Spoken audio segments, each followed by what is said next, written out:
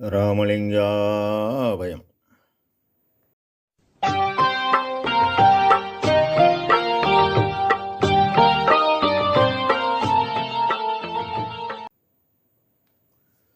அருட்பெரும் ஜோதி அருட்பெரும் ஜோதி தனிப்பெரும் கருணை அருட்பெரும் ஜோதி எல்லா உயிர்களும் இன்புற்று வாழ்க. வள்ளல் மலரடி வாழ்க வாழ்க. திருச்சிற்றம்பலம்.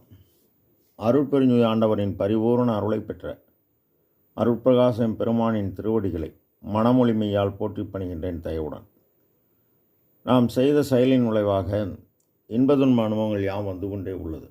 அவ்வாறு வருகின்ற துன்பம் யாவும் பொறுத்து எல்லா உயிரும் இன்பமாக வாழ எண்ணி நாம் செயல்பட்டாலே நமக்கு ஆன்ம லாபம் கூடும்.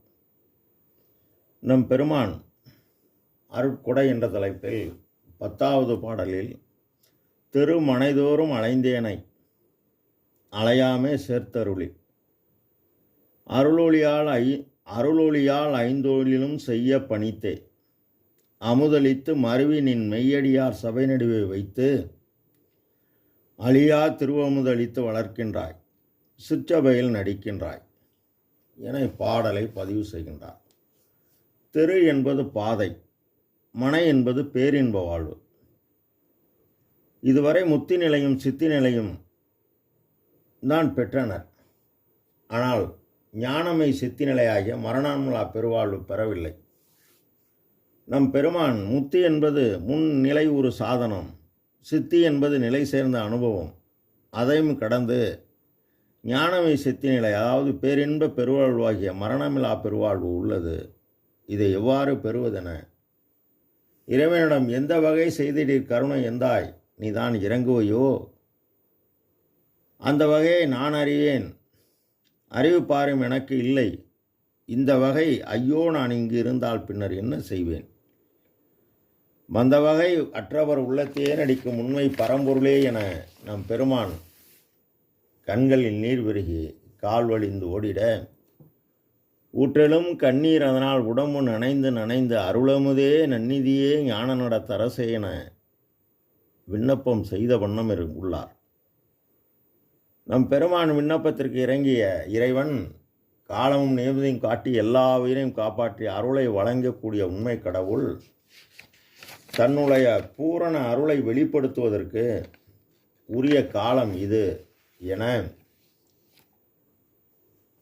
உண்மை கடவுள் வள்ளல் பெருமானை வருவிக்க உற்று, அதாவது அகத்தே கருத்து புறத்தே விழுத்திருந்த உலகர் அனைவரையும் சகத்தே திருத்தி சன்மார்க்க சங்கத்தை அடைவித்து அவரும் இகத்தே பரத்தை பெற்று மகிழ்வதற்கென்று என இந்த உகத்தே வருவிக்க உற்றேன் அருளை பெற்றேன் எனவும் அப்பா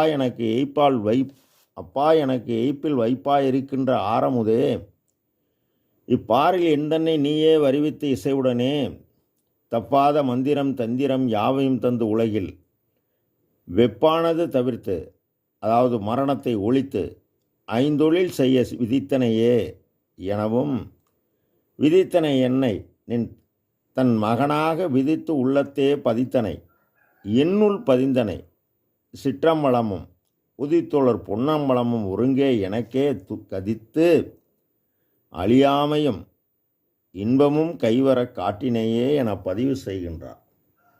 மேலும் வாலிப பருவம் தோன்றுவதற்கு முன்னரே எல்லா உயிர்களுக்கும் இன்பம் தருவதற்கு அகத்தும் புறத்தும் விளங்குகின்ற அருட்பெருஞ்சோதி உண்மை கடவுள் ஒருவரே உள்ளார் என்று அறிகின்ற மெய்யறிவை விளக்குவித்த அருளினீர் என சமரச சுத்த சங்க சத்திய பெருவிண்ணப்பத்தில் நம் பெருமான் பதிவு செய்கின்றார். மேலும் உள்ளதே உள்ளது இரண்டில்லை, எல்லாம் ஒரு சிவமயமென உணர்ந்தேன், கள்ளநேர் மனத்தால் கலங்கினேன் எனினும் கருத்தையல் கருதியது உண்டோ, வள்ளல் உன் பாதம் அறியேன் நான் அறியேன், ஐயோ சிறிதும் இங்கு ஆற்றேன், தெல்லமுது அருளி மயக்கலாம் தவிர்த்து தெளிவித்தல் நின் கடனே சிவனை என விண்ணப்பம் செய்து பாடல் செய்கின்றேன் படிக்கின்றேன், எனக்கு பரிந்தருள் புரிவது உன் கடனே என்கின்றார். இயற்கை உண்மை கடவுள்.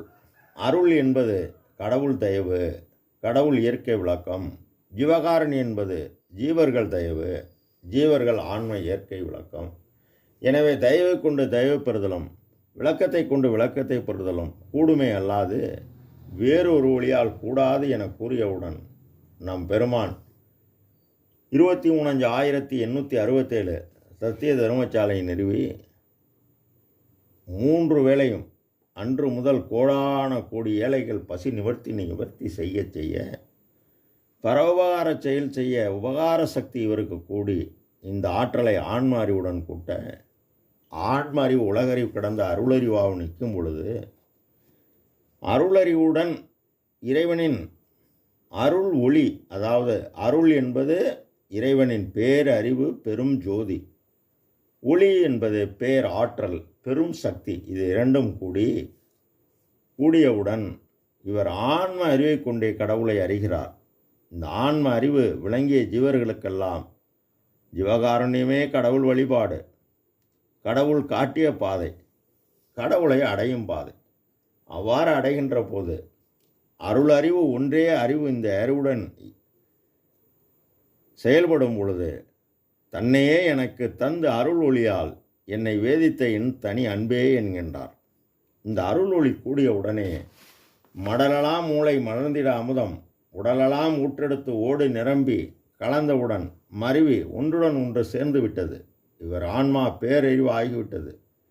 இப்பொழுது என்னை ஏறான நிலைமைசி ஏற்றியது தயவு, என் அறிவு இப்போது அண்டாண்டம் கடந்து செல்கிறது எனவும் அண்ட கோடி முழுதும் காணும் கண்கள் எய்தினேன் எனவும் பதிவு செய்கின்றார். ஆக இறைவனை கண்டு கனிந்து கலந்து கூறுகிறார். நின் மெய்யடியர் சபை நடுவே வைத்தருளி அழியா திருஅமுதம் அளித்து வளர்க்கின்றாய். அடியார் என்பது யார்? செடியறுத்திட தேகமும் போகமும் அடியருக்கே தரும் அருட்பெருஞ்சோதி எனவும் இந்த அடியர்கள் பொருள் புகழாதியை விடுத்து என்னால் சிவானுபவம் அடைவோம் என ஏங்கி நின்று புறத்தே ஜீவகாருண்யமும்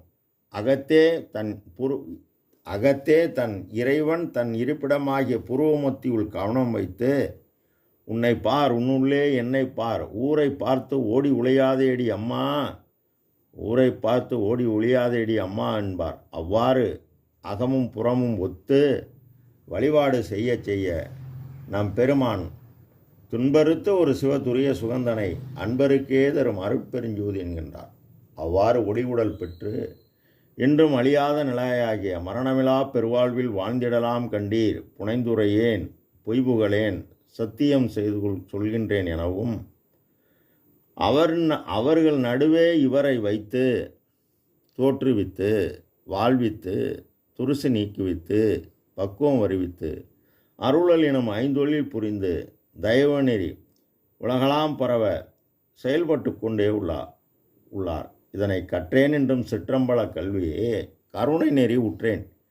எக்காலமும் சாகாமல் ஓங்கும் ஒளி வடிவமும் பற்றேன் பிறநிலை பற்றேன், அம்பலப்பற்றே என் பற்றென பற்றினேனே என்பார். ஆக நாமளும் நம் பெருமான் கூறியபடி புறப்புறம் ஜீவகாருண்யமும் அகம் தம் இறைவனை தன்னுள் காண வழிபாடும் இது இரண்டும் கூடும் பொழுது இறைவன் நம்முடன் வந்து கூடினால் எல்லாம் செயல்கூடும். ராமலிங்காபயம். திருச்சிற்றம்பலம்.